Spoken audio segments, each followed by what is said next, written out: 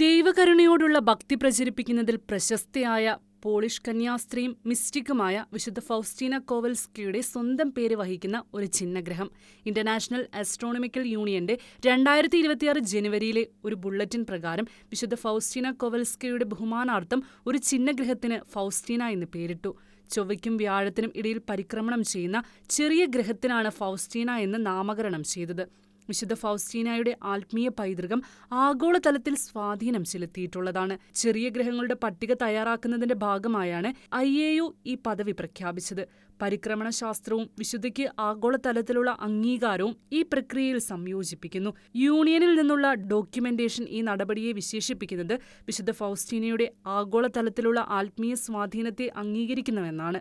1905 മുതൽ 1938 വരെ ജീവിച്ചിരുന്ന പോളിഷ് കന്യാസ്ത്രീയായ വിശുദ്ധ ഫൗസ്റ്റീനയെ 2000 വിശുദ്ധിയായി പ്രഖ്യാപിച്ചു.